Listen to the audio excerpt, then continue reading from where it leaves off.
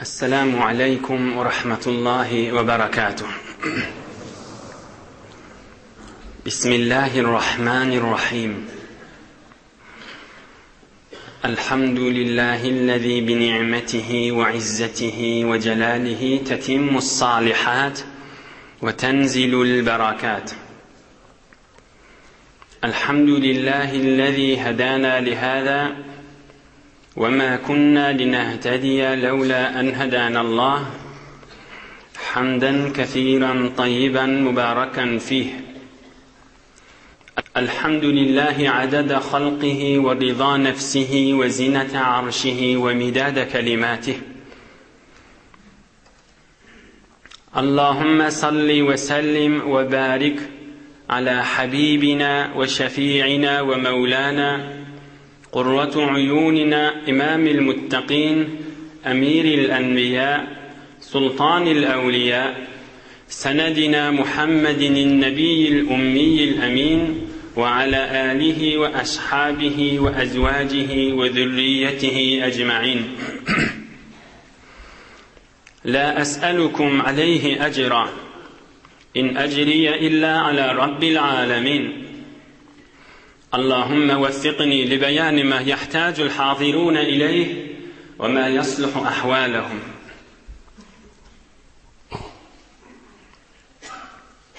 الله تبارك وتعالى hemmeňiziň taat ibadetleňizi, salih amallarňyzy, Hudaý üçin oturşuklaňyz we mehabbetleňizi, duaýy haýrleňizi,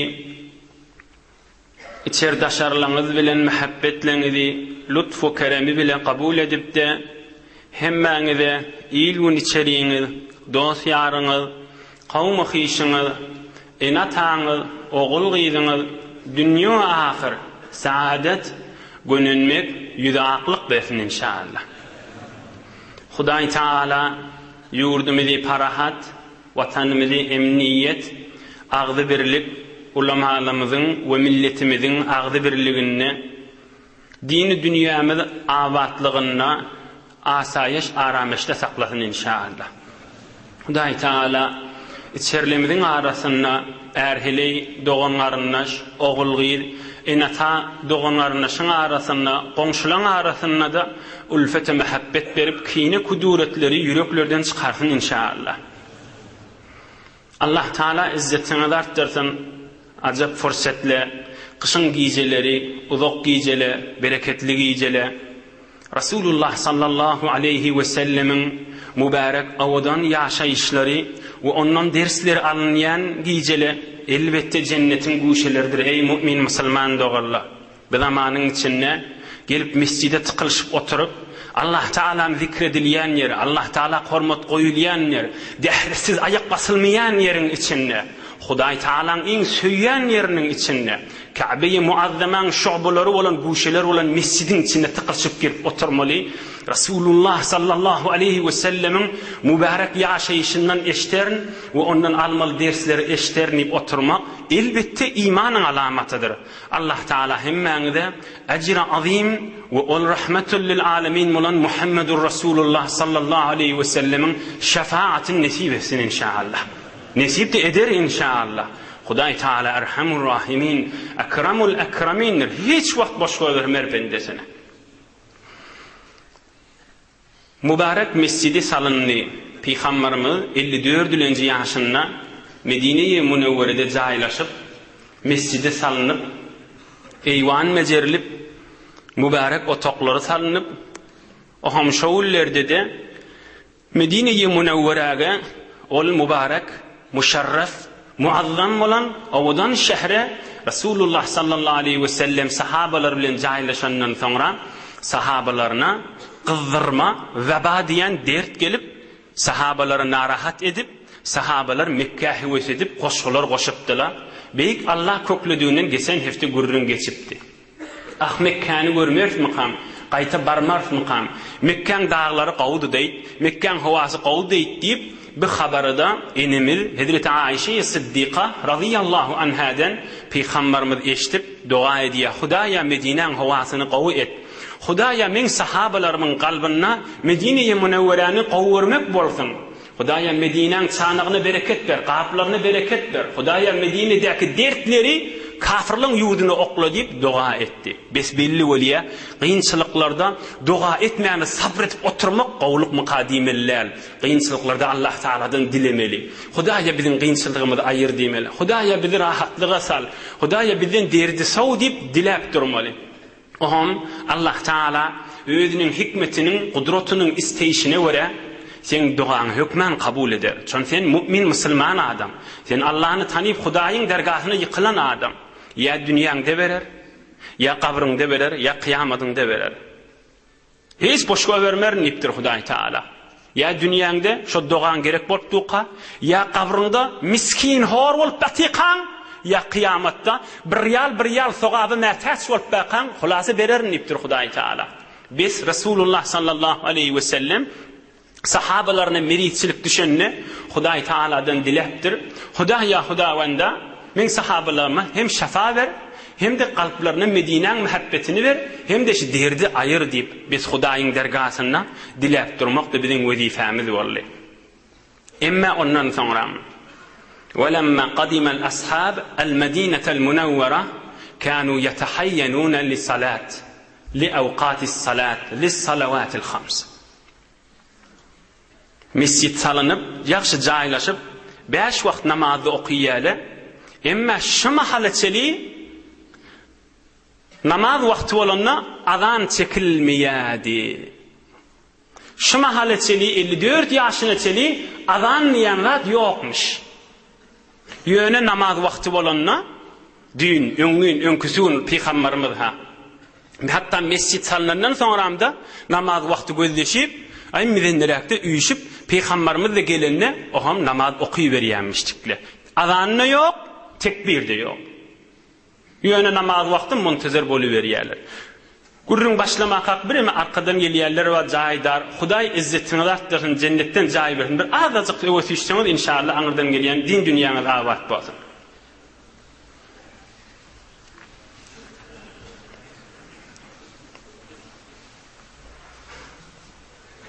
Allah Taala cennetten jaý bersin inşallah. Kalbiniz nuri imandan dolu etsin. Namaz wagtlary üýşi berýänmişdikler. Ýöne Hazreti Bilal radıyallahu anh namaz wagty bolup peýgamberimiz teýýar bolanda ay jemaat namaz okuljak geleweriň diýenmiş.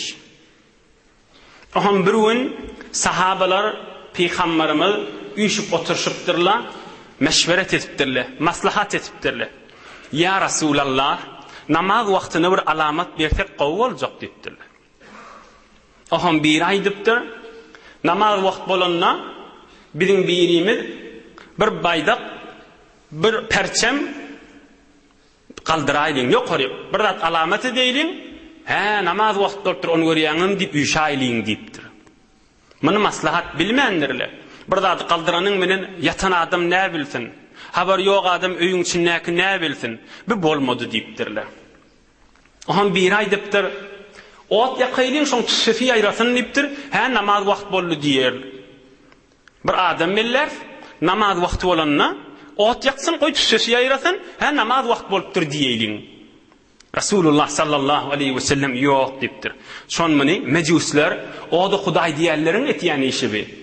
Otlaryny ibadet etjek bolup, şol öz ibadet etýän wagtlar bolanda tüsse bilen ot bilen belli diýerdiler. Bu bolmady diýipdir.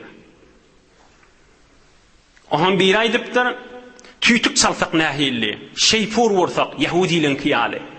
Peýgamberimiz aýdypdyr, bir de bolmady diýipdir. Yahudileň ýoly bolýar diýipdir. Munda men halamaýan diýipdir. Tüýtük bilen ibadata çagyryp, şeypur bilen ibadata çagyrman men halamaýan diýipdir. Aý bolmady, men maslahat bilmeýän diýipdir. Oham bir aýdypdyr, jaň bolsa nähilli, naqus bolsa nähilli diýipdir. Mesihileň etşýaly. Peýgamberimiz aýdypdyr, ýok, bir de maslahat däl diýipdir. Mesihileň ýoly ýalak boljak, bir ojurip ibadata bir jaň bilen çagyrmaly, maslahat bilmeýän diýipdir. Oham ahir aýdypdyrlar, namaz wagt bolanda cemaat namaz wagt boldy diýip ýerli ýerden gyýgar berer. Oham yatan adam da bolsa geler, beýleki de bolsa geler diýip şoňa ay boljakdyş maslahat diýip goýupdyrlar. Ýöne bir de gerek zat ma yunabbihu as-sami'a ve yuzekkiru as-sahiya ve yuallimu an-nas bi dukhulil waqti. Bize bir zat gerek, yatan adam oyondursun, yadından çıkaran adam namaz vakti, yadından çıkarıp mamula meşgul, iviçe meşgul, oğlun uşağına meşgul adamın yadına salsın. Yok, havası ba namaz vakt bolacağını, yöne haçan namaz vakt bolacağını hadir bilin. Ona da namazın vakti bollu deyip, ona da haber verir, yanık bir de zat gerek deyiptirler. Yatan adam oyondursun, gafil adamı haber versin, gözleşip duran adamı da haber verdiği olsun, namazın vakti olsun deyip. Mesela şimdi azanımız ya, hadir azan yok ka yöne. Ey Müslüman, ey ümmeti Muhammedi sallallahu aleyhi ve sellem. 5 vakt namaza bulan gulerden, yerli yerden, mescitlerde Allahu Ekber deyip kıygırıl kaydılan yerinden billigal. Yerin yüzünne mescit bolsa, yok mescit bolmasa namaz okulacak bolup, misafirli olsun, deryada olsun, çölli olsun, azan çekilip tekbir aydirip namaz okuliye, yerden aydıptır, qavjetdi bilip qaleyli.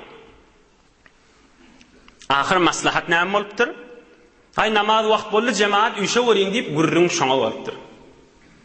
Şo qyýgyrýanlaryň biri Abdullah ibn Zeyd radıyallahu anh'miş. Oham akşam yatyqa dişinde bir ferişte görüpdir. Fera'a fi manamihi rajulan yahmilu naqusa. Dişinde bir ferişte görüpdir, adam suratyny elinde jaňma. Naqus wa. Oham bir diş gören sahaba bi Abdullah ibn Zeyd radıyallahu anh aydypdyr, "Atabi'un naqus?" Elindekini satsak mı deyipdir. Oham ol ferişte de ol aydypdyr, "Näme etjek bu jaňy?" deyipdir. Jaň näme gerek deyipdir. Onda ol aydypdyr, "Nad'u bihi ila salah." Dişinden näge? Ay şu jaň elindeki jaň hewre qowu jaň, şoň menen namaza çağırjak. Men qyýgyrýançy, ay jemaat namaz wagty boldy diýip aýtýançy men, jaň bolsa şonda jaň etip borsam, o hamda namaz wagt boldy diýsem qowu boljak diýipdir. Oham ol adam dişinnäki ol ferişte aýdypdyr, "Afala adulluka ala ma huwa hayrun laka min zalik?" Jaňdan bir gowrak zat saňa öwretmäýinmi diýipdir.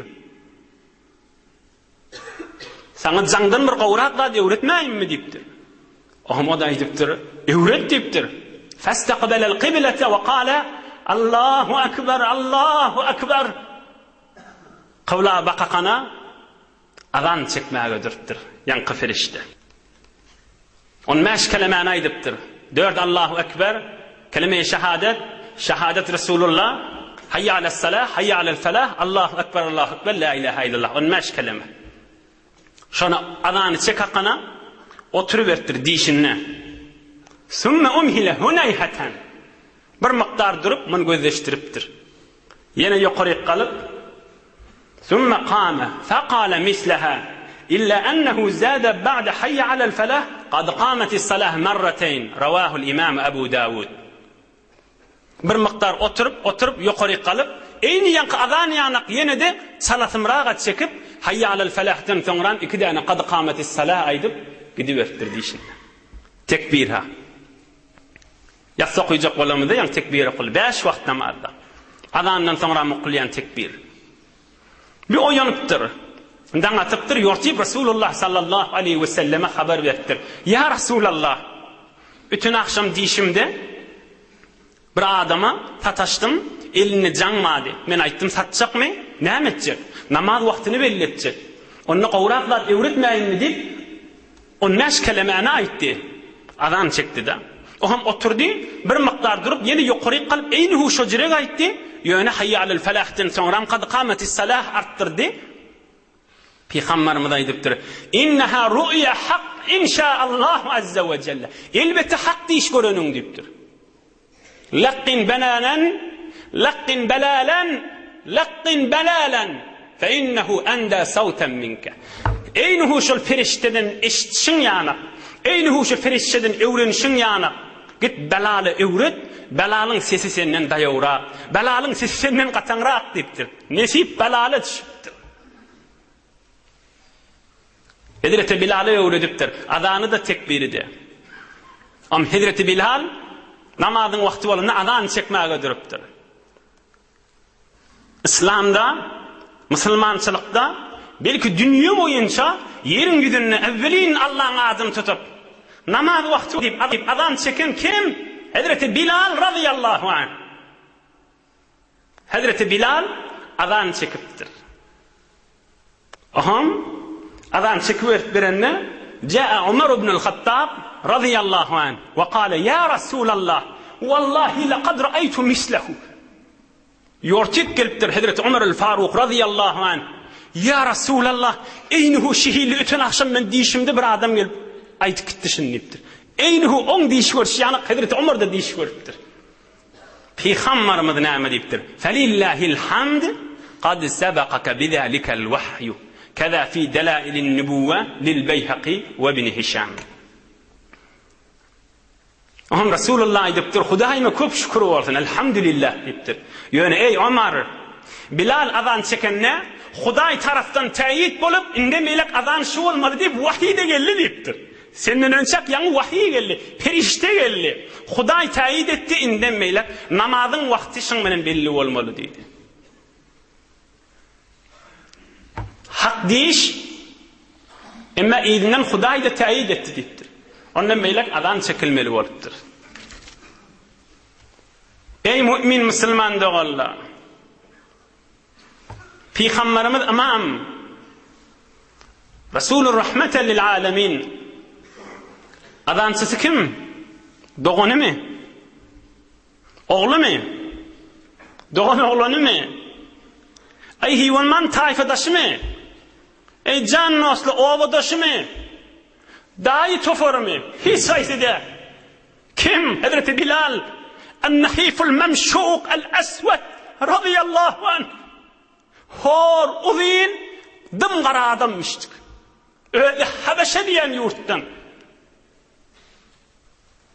Peygamberimizin hiç sade de, doğanların naşlar de, tayfadaşı da de, dahi tofor da de, barıp Habeşe diyen yurttan. Karamıştık, uzun boylamıştık. Ol Bilal'i ki, nice ilminden odal Mekke-i Mükerreme'de kafirle üstüne daş koyup, kızgın havada çağın üstünde süyrep arkasını ağla edilen sahaba. Hemmeniz gurrunu biliyanız. Kızgın havada o da Mekke-i Mükerremen kızgınına azabın eteğine Allah ahad diyen adam. Azabın eteğinde Allahu ahad diyen adamı Hudaý nam etti. Gelip Resulullah'ın azansız edip Allahu Ekber deyip kıygırmel etti. Ey canın olsa duruşuna ders değil mi Ayşe?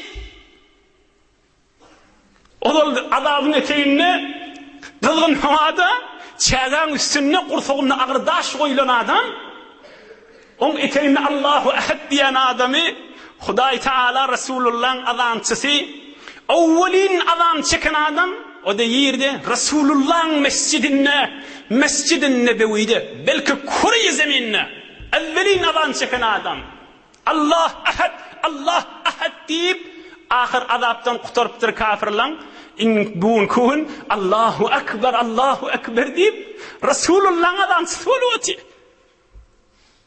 Ey şundan başı gurrun azap vermeli der. Hatta oturup vermeli pakatçından dersen. Öz obası Resulullah'ın öz tayfadaşları Peygamberimize hürmet koymanına hürmet koyan adam. Peygamberimize hizmet ediyen adam. Esasiye eğilmesi gerek bolunda eberiyen adam. Peygamberimiz kâde yatlanayanmıştı Hazreti Bilal'a. Qara aya Hazreti Bilal'ın malı kenmiştik mi? Ey cemaat malı yokmuştuk. Birce öğüdü varmıştık. Öğü yokmuştuk öğüdünün.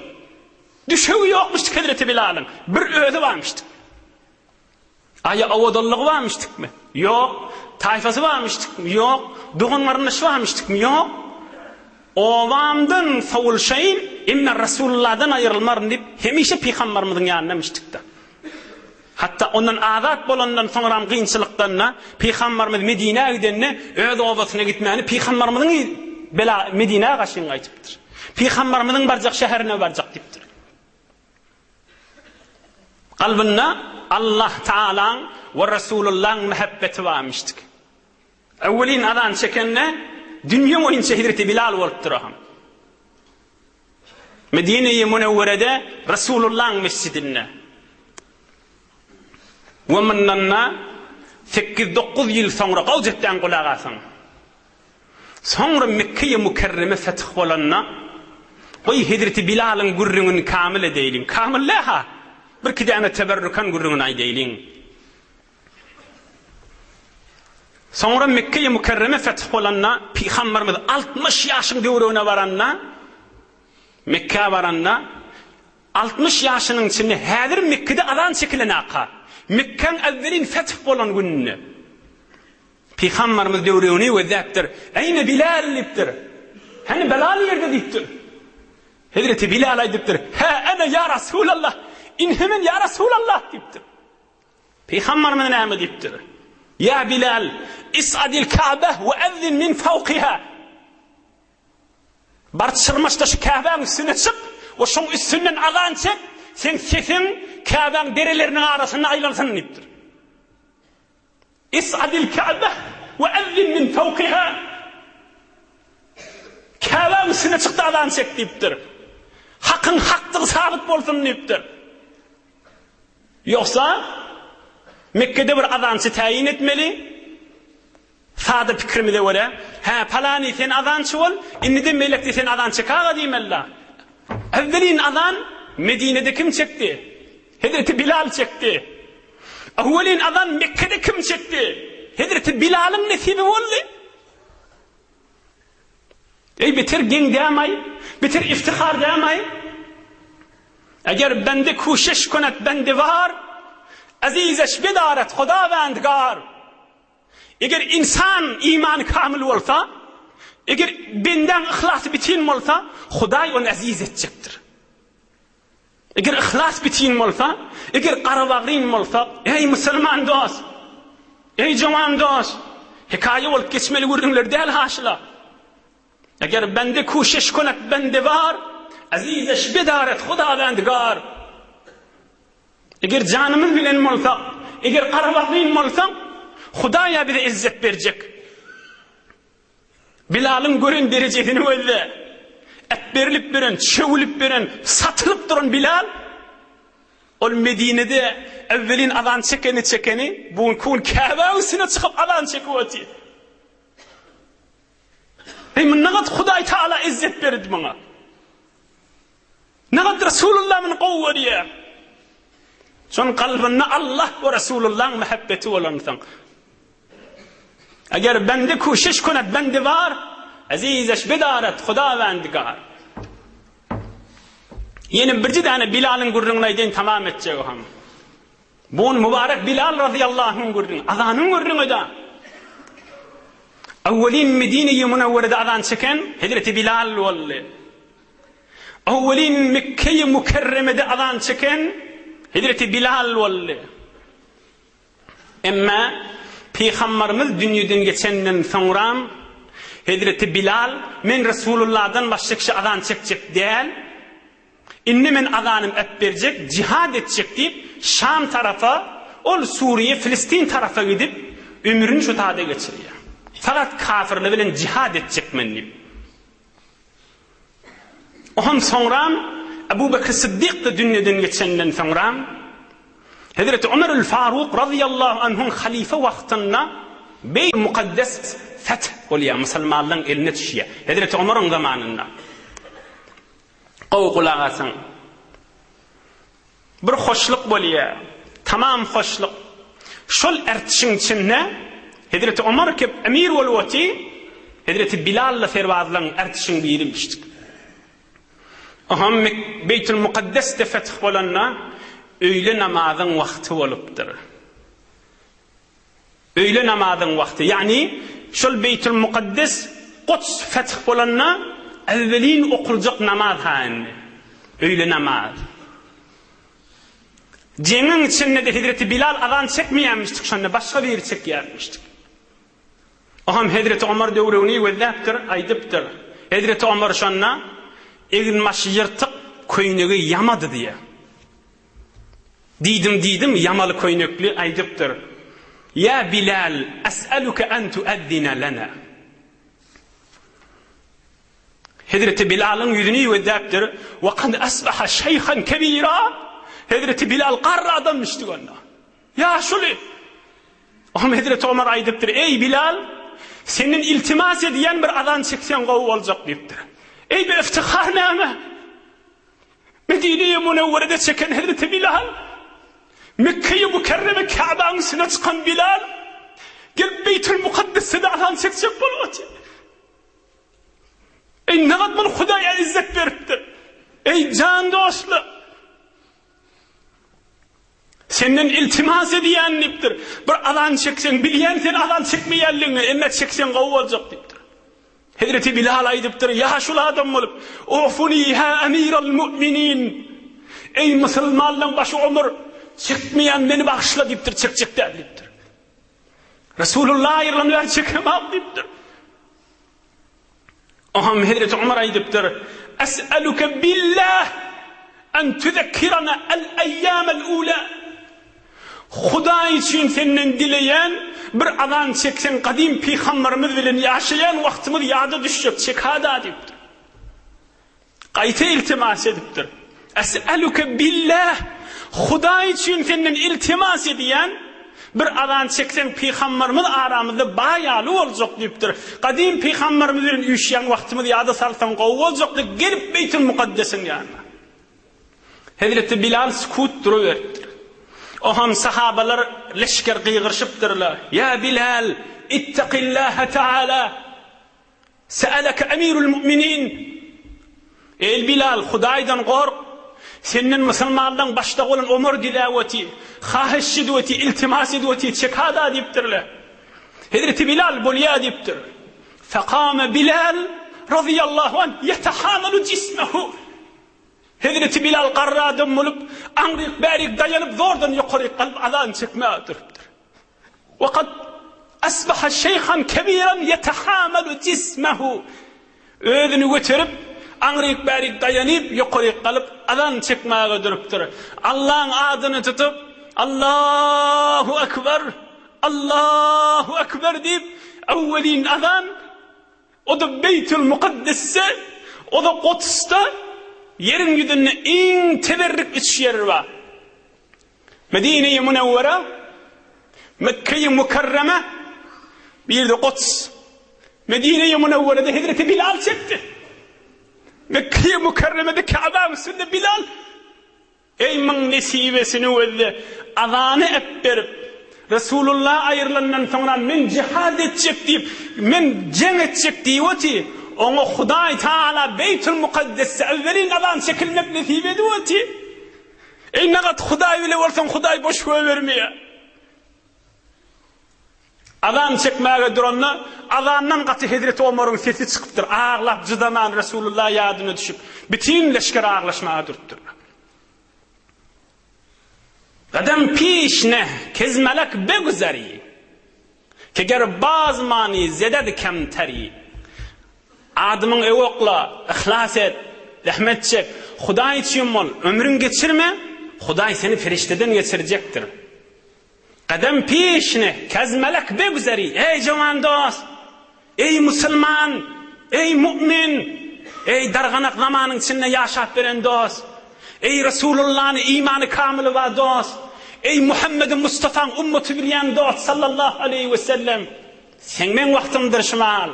Fırsatın vardır elinde. İhlas et. Kadem pişne kezmelek beguzari.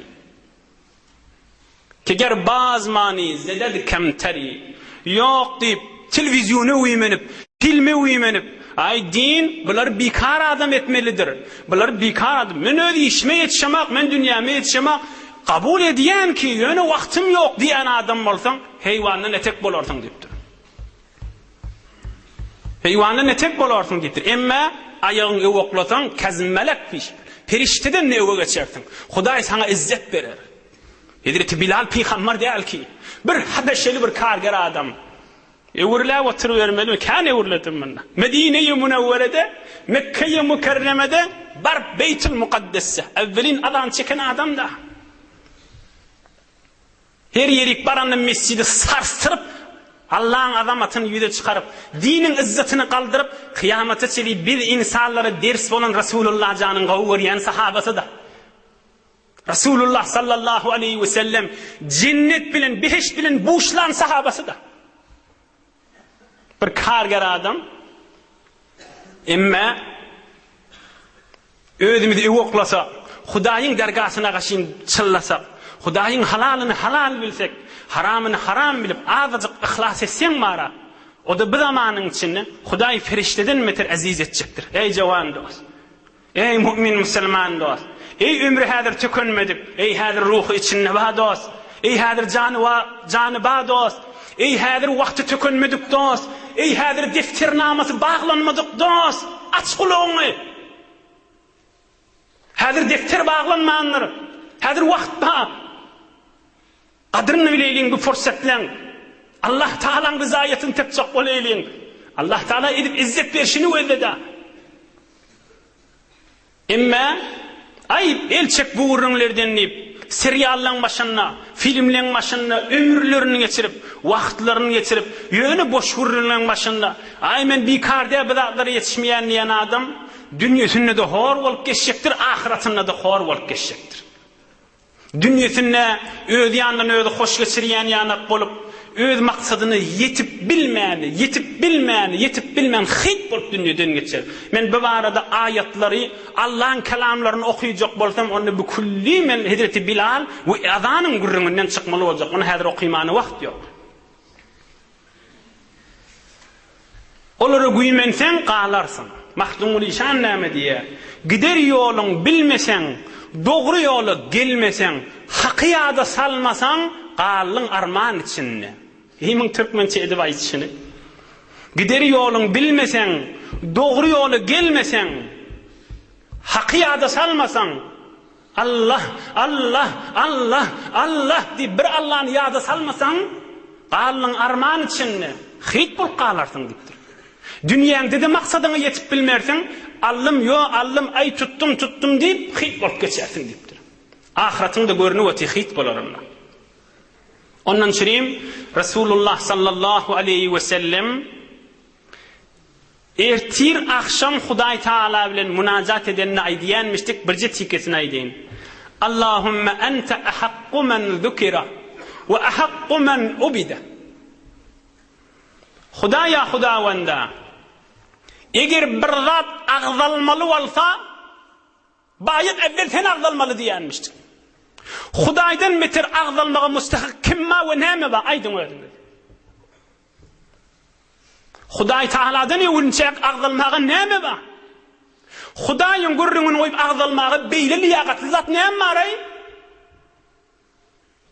Adam agzanyny goýup ýaşuryn. Adam agzanyny goýup ýaşuryn. Hudaýyň beraberinde başga zat agzalmaly. Hudaý Taala'nın gurrungyny goýup Hudaýyň halalyny goýup haramına meşgul olup başka zatları güymenmeli. Ve ahaqqu men ubida. Hudaýa bir zadyň diýenini diljek bolsa, evvel sen diýenini dilmeli. Evvel sen diýenini dilmeli. Bir zadyň awadallyk bilen diýenini diljek bolsa, awadallygy yaradanyň diýenini. Bir zadyň yekelik bilen boljak bolsa, tek we tenha beýik Allahyň diýenini etmeli bolar. Bir zadyň ilmikan diýjek bolsak, Allahyň ilmikan. Kudratly hazan Allahyň kudraty kan. Mehribanlyk hazan Allah'ın mehribanlygy var. Adına ve zatında kamillikten gözecek bolsaň fakat beýik Allah var ki. Hazreti Bilal ihlas edipdir, bir Resulullah'ın fermaýşlaryna qaýym durupdyr, perişteden geçipdir da cennet bilen boşlanıpdyr. Ol Bilal gynçylykda we Hudaýyň ışgyny gözünden ýaşakdyrýanmışdy. Emma bir adam filmleň öňünde durupdy. Şoň içindäki hoş bolanyny hoş bolup, şoň içindäki narahat bolanyny narahat bolup ömrüni geçirýän adam hi deň bolarmy? Aslında bir ikisini deňär ýanykmy jan dostlar. Binäme gulwati, onama gulwati. Bu Hudaý Taala'nın hoş bolan zadyna hoş bolup we Allah Taala'nın nahoş zadyna nahoş bolup Hudaýyň ışgyny gözünden ýaşakdyrwati. Emma bir özü bilwati şoň film digini, berden mezerlenligini, yalanlygyny, onu da şonu gözlep, şoň içindäki hoş bolanyny hoş bolup, şoň içindäki nahoş bolanyny nahoş bolwati. İkisi deňär ýalymy?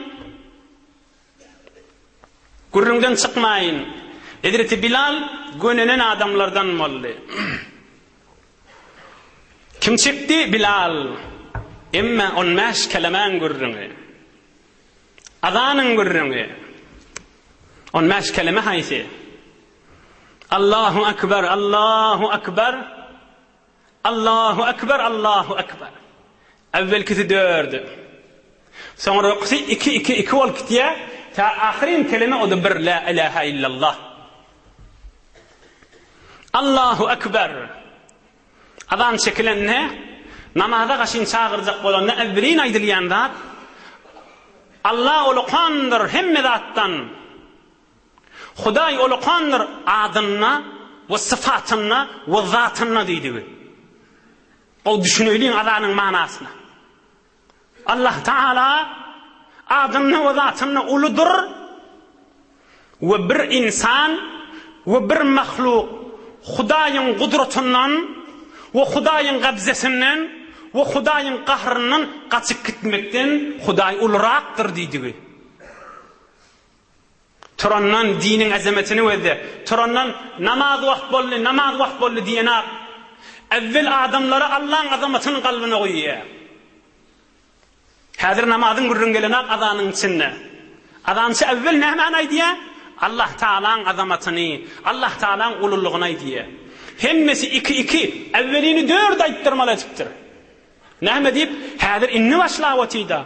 Bazılarına meşgul olup duranma, iyi biçip duranma, yatan adamma, uqin içinde va. Evvelkisi va adamları eşittiriye. İkilenci gedek aytiye Allahu Ekber. Ey Müslüman, Huday ola qarraqtır ha. Qoy edip duran mamulan da bolsa, işin de bolsa. Üçüncü gedek yine aydiye. Wağz aydiye, nasihat aydiye, xahişlik ye. Dördüncü gedek yine aydiye. Günahın da bolsa ekber deyip. Nämen aşkınna günah edip berim bolsan, Allah uluraqtır gel on dergasına deyip 4 gedek aytmalıdır.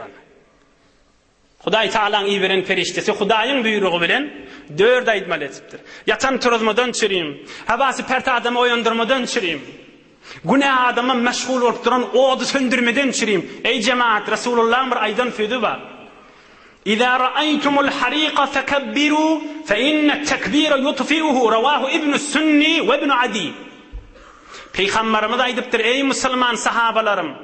Her vaqt bir yeri odalan bolsa, şonu söndürüp duqanız Allahu Ekber, Allahu Ekber deyip söndürün. Şu Allahu Ekber diyanını size söndürmege kömekleşer deyiptir.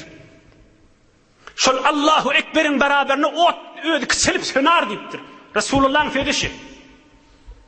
Kan tecrübe etiptirler. Ot şunu bir yana, şonu söndürüp duqalı Allahu Ekber, Allahu Ekber deyini odunu söndürüp bariyer.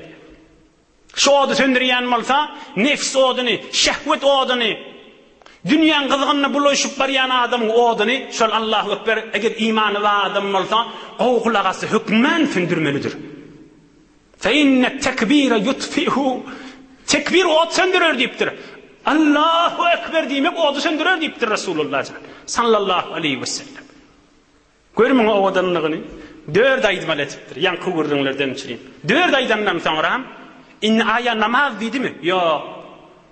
Eşhedü en la ilahe illallah. Ben hamd etsen bir Allah'ın tek Rabb'dığına deyip. Hamd etsen, şehadet veriyen, Hudaydan başka Rabb yok deyip. Emen aytti. Allah Teala imandan aytti. Evvelin usul din. 4-5 kelime içinde hemme lakbada 2 edek tekrar etti. Ondan sonra eşhedü enne Muhammeden Resulullah nübüvvet gurrunu peygamberlik gurrunu men şehadet veriyen ki Muhammed Resulullah Allah'ın iyi veren adamsı. Ol bir caduger değil, ol bir porhan değil, ol bir akıllan şaşan değil, ol bir şahir değil. Ol bir malın iyidinne, pulun iyidinne, mensep derecen iyidinne geçbirin adam değil. Ol Allah'dan bir teyidin eteginne, Allah Teala'dan vahyin eteginne bir iyi verilen Resulullah adına men and etşenleyip kıygırmaktır. İman Allah'tan aitti, nübüvvet peygamberlikten aitti, Allah'ın azamatından aitti. İnni yaxşı iman caylaştı mı, inni ne diye? Hayya alas salah. Gel Allah Taala'nın azamatının beraberine yıkılmağa. Gel şol Muhammed Peygamber'in getiren ibadatına ki Hudaýyň azamatına yıkılmalı diýip aýtdy. Allah'ın beraberine Muhammed Peygamber'in de getireni gel namaza gaşyn. Namaz Allah'ın azamatının beraberine yıkılmak. Namaz adat değildir, ibadatdır. Namaz nur ilahi kalbine dökülmektir. İnsan, Müslüman Allah Teala en yakın vakti secdededekidir. Hayya alel salah basım yerinden näme gelýär? Hayya alel felah. Felah diýdigi gününmek diýdigi. Piruzi diýdigi, hoşbahti diýdigi. Namaz diýdigim hoşbahti diýdigi. Binaman görüňi, maat görüňi, kıyamat görüňi. Eşhedü en la ilahe illallah Allah Teala, eşhedü enne Muhammed Resulullah Peygamber. Hayya alel felah kıyamatın görüňi. Dinin 3 tane olakan usulü. Eger şu namaza gelsen gönünörsen, dünyada gönünörsen näme diýip? Kalbin nurdan dolar. 3-4 heftemin nazal geçendir. Fakat Allah'ın azamatının beraberine yıkılayın deyip namaza gelinýär, kalbi nuri imandan dolýar. Ve kıyamatta da cennete girersin, gönünörsin diye. Ahir Adem zade eyna halaf çan pendari topestira şeref diye Hazreti Mevlana. Çan pendari topestira şeref. Ol güýmünt biren zadyna şeref mukadime. Şeref Allah'ın azamatının beraberine yıkılmak. Kalbin nuri imandan dolup kıyamatda da gönünörsin ýaly. Çalatymrak geçen inşallah aňyrty 6-7 dagdan wagtym dolýar. Hayya alas salah aydandan soňra gel namaza gaşyn. Yani Allah'ın azamatının beraberine gaşyn. Ahumollan aýtýan gurduňy del, Allah'ın azamatının beraberine gaşyn. Bir tovar bir savadyň okuyan zady del, Hudaýy tanıyan adamyň edýän işi. Aham ýerinden näme diýe? Yine de diýe, Allahu ekber, Allahu ekber. Namaza çağırdy. Gönülmege çağırdy. Indi näme diýe? Yine Allahu ekber, Allahu ekber. Okuyorsun, okuymorsun Allah uludur diye. Özünden çürüm okuyorsun diye. Okuymanyň bilen Hudaýyň azamatyna verir bir bilmersin, okuyanın bilen Hudaýyň izzetini kaldırdın mı kadime? Fakat özünden çürüm ettin diye. Fakat özünden çürüm ettin diye. Namaza çağırandan sonra da näme diye? 2 kere qaytadan Allahu ekber, Allahu ekber. Okuyayın, okuymayın, yok elçek bardak diyenin minen çon ol namaza gaşyn çağırandan sonra bir tofor derrew dehreti bilen, bir tofor odul dehretli, bir tofor jahil okuýar, bir tofor jemaat bilen okuýar, bir tofor ýeki öz okuýar, bir tofor aslan maskhara diýär, bir tofor ähemiyet goýýar. Her gaýsy bolsun, Hudaý men uludurun olardan diýär. Okuyan adam gönünür, yan aydık geçti. Okuymayan adam da hıyal etmesin okuymanı bilen. Hudaýyň ululugyny verir ýa-mı kadip diýär. Allahu ekber. Okuymanyň bilen Hudaý uly, okuyanyň bilen Hudaý uly. Okuyanyň bilen Hudaý ululugyny bireme artdyryp bilmer, okuymanyň bilen Hudaý ululugyny kiçiltip bilmer. Hiç. Aham ahirde da inni gurrun tamam molla. Yok. Men kana ahira kelamihi la ilaha illallah dakhalal cenneh. Peygamberimiz aýdypdyr. Her kim şu dünýeden geçen ahirki kefil la ilaha illallah bolsa, şol cennete girer dipdir. Müslümanyň ahirki kefil la ilaha illallahdyr dip, onu bir gede aýdyp tamam etýär. Ey mümin müslüman dogalla, ey sawatly dostlar, ey yaşly ýaş kişiler, ömrüňizde şijirek bir 15 kelime gysgadyk hemmedat içinde ba kudretli eşitlikmeýin. Hiçbir beşeriyette bağlı atmayışı. Kudret diyemayışın şodur şuna. Hemmesi Allah Teala'nın azamatının gurrumi. Ama bir yerde de bir zat var.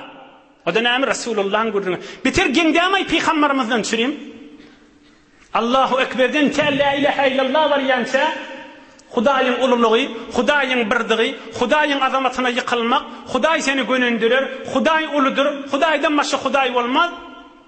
Emma içinde de eşhedü enne Muhammed Resulullah. Hudaý aýdypdyr, ey Resulullah, şu urundaýdan tamam edin. Bir alazyk teberrük gurrunlar galdy, inşallah gysgaja edip indi käfte hyzmatyňyza ýetirer. Emma ştaý. Hudaý Taala hemmäňiz bilýäňiz. Wa rafa'na leke zikrak. Ey Resulullah, men sen adın kaldırdım diptir. Her haçan Hudaýyň ady tutulsa, sen Muhammed'i de tutturarın adın diptir. Sallallahu aleyhi ve sellem. O da musulmanların dilinde vadi ve yüreğinde vadi. İnne azan yelli. Hudaýyň ady tutulup kıygırılacak. Kaptandan eşhedü enne Muhammedir Resulullah. Haçandan meri. 1400 yıl veri. Az deremha nam-ı şahan berkenand. Nam-ı Ahmet ta ebed bermizanand. Pulun yüzüne padşalyň eksin çekýärler. Müňlerçe, yüzlerçe yıl veri. Az deremha nam-ı şahan berkenand. Nam-ı Ahmet ta ebed bermizanand. Pulun yüzüne bir padşahyň adyny çekýärler. Qadim sekkedip bejerýänmişdikle padşahyň ady ýaýramadan çürýüm. Hemişelik galmadan çürýüm. 1000 ýyl menden odalky galyglymy? 200 ýyl menden odalky galyglymy? Yerin yüzünde bolsun, barbada bolsa hormaty barmy? Emma yok, emma Resulullah'ın adyny Hudaý Taala bir zat edip goýupdyr, mescitlerde kıygırılmaly dip, Nam-ı Ahmet ta ebed bermizanand. Hazreti Mevlana aýdy. Emma Resulullah'ın bir zat edip goýupdyr, ta kıyamata çeli belki ebede çeli. Adım tutulup kıygırılmaly dip goýupdyr. O da ne kıygırmak? O da adı tutulunda salavat okunmak bilen. O da hormat bilen. Az deranha nam-ı şahan berkenand. Nam-ı Ahmet ta ebed bermizanand. Pullun yüzünü padşalyň onu hecret bejerip çap edip koyup kurşunlardan, kızıllardan, altınlardan, marşovlardan hormatlap bejerliye. Emma bir müddet zamandan galiye. Emma Resulullah'ın adı 1400 yıl beri mescitlerden tamam milletin Müslüman kafirlerin arasında yayrağıti. Eşhedü enne Muhammeden Resulullah. Tamam yerde kıygırlıp men qandışyan şol Muhammed peygamber Allah'ın dostu ve Allah'ın iyi vereni deyip kudret diyemay. Öyle bir keramet diyemay işi. Öyle bir mucize diyemay işi bir düşünýän adama. Bir kafir de olsa şu bir gen gurrun diyemiş ondan çürüyüm. Bir imana giramal gurrun diyemay işi. Öyle bir azamat gurrun diyemay işi. Fakat Muhammed peygamber şeyle olmalı. Tuli tarihi beşeriyette tek insan şeyle olmalı. Haya bir Hudaýyň aziz bendeti olmadı, bolacak da atma işi. Bolacak da del. Allah Taala öz adymy tuttursam, sen adyňy da tutturaryn diýip goýupdyr. Namazda bolsun, azanda bolsun, bu her yerlerde bolsun. Hudaý Taala nuri imandan aýyrmasyn inşallah. Hudaý Taala görjegimizi gowluk etsin.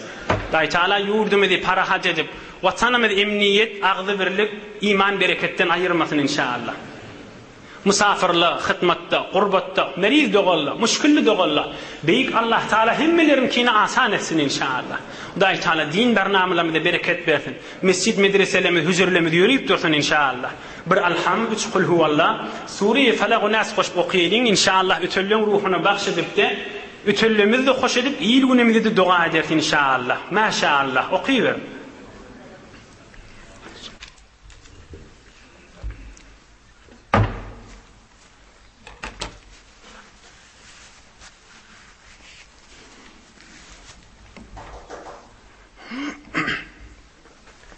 سبحان ربك رب العزة عما يصفون وسلام على المرسلين والحمد لله رب العالمين. Pira ilahi amin.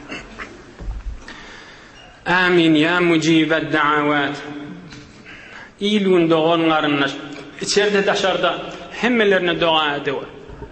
İlahi amin. İlahi amin. Amin canında dostlarının hürmetine, evliya enbiyaların hürmetine. İlahi amin. İlahi amin. Amin ya Rabbi. İlahi amin. Rahmetke ya Erhamer Rahim. Barakallah. Yoldaşlarına da yadından çıkarmam. Gayret edin.